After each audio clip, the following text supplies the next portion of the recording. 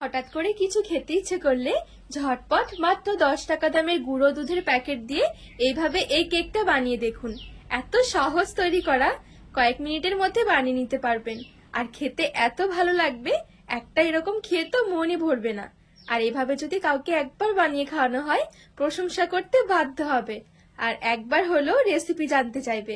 এতটা ভালো লাগে এই কেকগুলো খেতে। নমস্কার বন্ধুরা, নতুন একটা পর্ব দেখার জন্য আপনাদের সকলকে স্বাগত জানাই। আজকে বানিয়ে দেখাবো মাত্র 10 টাকা দামের গুঁড়ো দুধের প্যাকেট দিয়ে মুখে লেগে থাকার মতন মিল্ক কেক। হঠাৎ করে মিষ্টি কিছু খেতে ইচ্ছে করলে ঝটপট বানিয়ে নিতে পারেন। বানানো একদমই সহজ আর খেতেও ভীষণ ভালো লাগে। তো চলুন, আশা করছি রেসিপিটি অনেক ভালো লাগবে।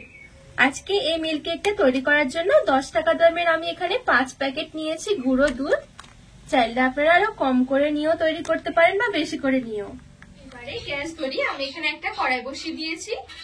এবারে আমি এখানে 1 কাপ মতন দিয়ে দিচ্ছি জল। জলের মধ্যে দিয়ে দিচ্ছি 2 টেবিল চামচের মতন ঘি। এবারে এদিকে নিয়েছি একটু এলাচ গুঁড়ো। এলাচের ভেতরের বীজগুলো বের করে একটু গুঁড়ো করে নিয়েছি। এবারে জলটা একটু গরম করে নেব। তো এখানে জলটা আমি একটু ফুটিয়ে নিয়েছি, জল ভালোভাবে গরম হয়ে গেছে। এবারে প্যাকেটটা কেটে কেটে গুঁড়ো দুধগুলো জলের মধ্যে নিয়ে নেব।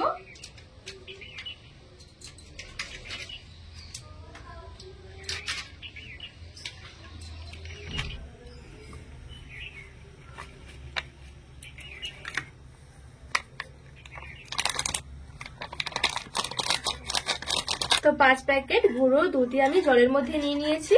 এবার একটা হুইস্ক দিয়ে ভালো করে জলের সাথে নেড়ে ছেড়ে মিশিয়ে নেব। তো এখানে আমি গুঁড়ো দুধটা দিয়ে খুব ভালোভাবে নেড়ে ছেড়ে জলের সাথে মিশিয়ে নিয়েছি। এবারে গ্যাসের আঁচটা মিডিয়াম থেকে লো আঁচের মাঝামাঝি রেখে একটুখানি জাল দিয়ে নেব। আর সমানে এভাবে করে একটু নাড়াচাড়া করতে হবে, তা না হলে কিন্তু নিচে দিয়ে লেগে যাবে। তো এখানে আমি 3 থেকে 4 মিনিটের মতন মিডিয়াম থেকে লো আঁচের মাঝামাঝি রেখে সমানে নাড়াচাড়া করে একটু জাল দিয়ে নিয়েছি। আর দেখবেন জাল দিতে দিতে একটা পর্যায়ে এরকম একটু ঘন আর থকথকে হয়ে আসবে।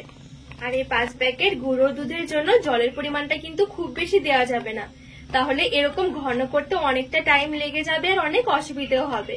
তো সেই জন্য 1 কাপ জল দিলে কিন্তু যথেষ্ট 10 টাকা দামের 5 প্যাকেট গুঁড়ো দুধের জন্য। এবারে এই পর্যায়ে দিয়ে দিচ্ছি একদম ভর্তি ভর্তি 1 টেবিল চামচ টক দই। চাইলে এই টক দইয়ের পরিবর্তে লেবুর রসটাও দিতে পারেন। একদম হালকা হাতে নেড়ে ছেড়ে মিশিয়ে নেব। তো দইটা দিয়ে আমি খুব ভালোভাবে একটু নেড়ে ছেড়ে হালকা হাতে মিশিয়ে নেব। গ্যাসের আঁচটা মিডিয়াম থেকে লো আঁচের মাঝামাঝি রেখে দিয়েছি। আর যখন দেখবেন দইটা দিয়ে ভালো করে মেশানো হয়ে যাবে, তখন দেখবেন ঠিক এরকম একটু ছানা কাটা ভাব এসে যাবে।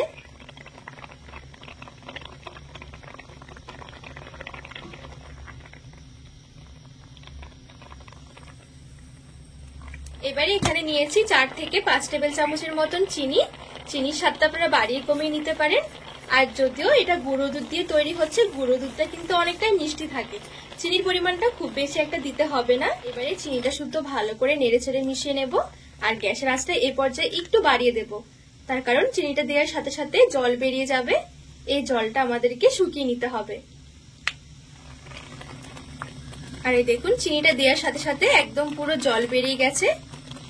এবারে গ্যাসের আঁচটা মিডিয়াম থেকে হাই আঁচের মাঝামাঝি রেখে সমানে নেড়ে ছেড়ে একদম শুকিয়ে নেব।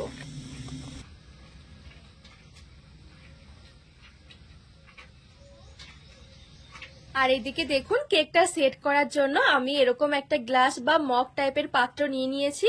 যদি আপনাদের কাছে ছোট্ট বাটি থাকে তাহলে কিন্তু ছোট্ট বাটির মধ্যে কেকটা বসাতে পারেন।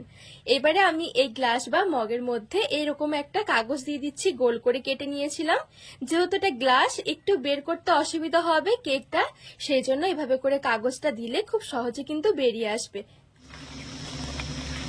তো এই দেখুন, সমানে নেড়ে চেড়ে আমি এখানে একটু শুকিয়ে নিয়েছি। এবারে এই পর্যায়ে দিয়ে দিচ্ছি আরো 2 টেবিল চামচের মতন ঘি।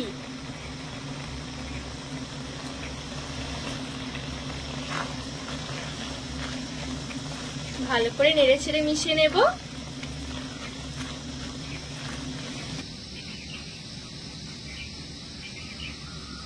তো এখানে দেখুন আমি একদম শুকনো করে নিয়েছি, কড়াই থেকে পুরো ছেড়ে ছেড়ে আসছে, আর অনেকটা দেখুন পুরো মাখা সন্দেশের মতন দেখতে হয়ে গেছে। কোনোভাবে কিন্তু গায়ে জল রাখলে হবে না, ঠিক এরকম শুকিয়ে নিতে হবে।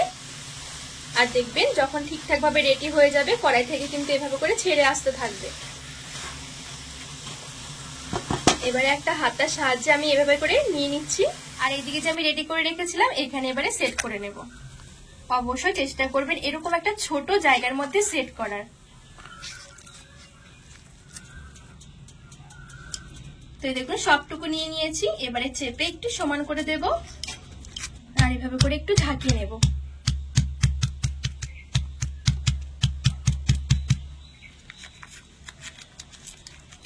তো যখনই এরকম সেট হয়ে যাবে সাথে সাথে একটা ঢাকনা দিয়ে দিচ্ছি, আর ওপরে এরকম একটু ভারী জিনিস চাপিয়ে দিচ্ছি। এবারে ঠিক এভাবে আমি রেখে দেব ভালো করে ঠান্ডা হওয়া পর্যন্ত। তো বন্ধুরা এখানে আমি যে কেকটা তৈরি করেছিলাম পুরো আমি ভালো করে ঠান্ডা করে নিয়েছি। এভাবে করে একটু সাইড থেকে ধরে দেখবেন, যদি ঠান্ডা হয়ে যায় তারপরে কিন্তু খুলতে হবে। তো 1 থেকে 1.5 ঘন্টা মতন আমার সময় লেগেছে। চাইলে কিন্তু আপনারা আরো বেশি সময় ধরে রেখে দিতে পারেন, সেক্ষেত্রে কিন্তু কেকটা আরো সুন্দর সেট হবে। এবারে চলুন দেখে নিই কেকটা কেমন হয়েছে। আর এই দেখুন দেখতে কতটা সুন্দর লাগছে। আজকে কেকের পরিমাণটা অনেকটা কম করেছি বলে আমি এরকম একটা ছোট গ্লাস বা মগের মধ্যে সেট করেছি। যখন সেট হয়ে যাবে তখন দেখবেন এরকম শক্ত হয়ে থাকবে। এবারে এভাবে করে উল্টে একটুখানি ঝাঁকড়ে তারপরে বের করে নেব। খুব সহজে দেখবেন এরকম ভাবে বেরিয়ে আসবে। আর এই দেখুন দেখতে কতটা সুন্দর লাগছে, আর কত সুন্দরভাবে জমেছে দেখুন কেকটা।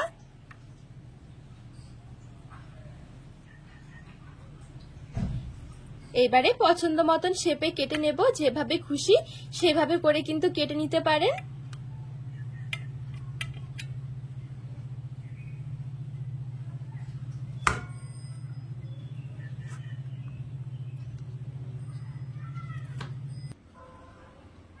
তো এই দেখুন আজকের কেকটা ঠিক আমি এরকম একটু ছোট ছোট করে চৌকো চৌকো করে কেটে নিয়েছি। আপনাদের পছন্দ মতন শেপে কেটে নিতে পারেন। এবারে একটা প্লেটের মধ্যে তুলে সাজিয়ে নিচ্ছি। আর এই দেখুন দেখতে কতটা সুন্দর হয়েছে, খেতেও ভীষণ ভালো লাগে। ঝটপট বানিয়ে নিতে পারবেন, খেয়ে দেখবেন মনই ভরবে না। এভাবে বানিয়ে কিন্তু আপনারা রেখেও দিতে পারেন 2 সপ্তাহ মতন।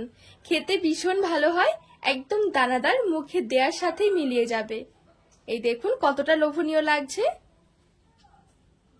এভাবে যদি কাউকে একবার বানিয়ে খাওয়ানো হয় প্রশংসা করতে বাধ্য হবে, এতটা ভালো হয় খেতে।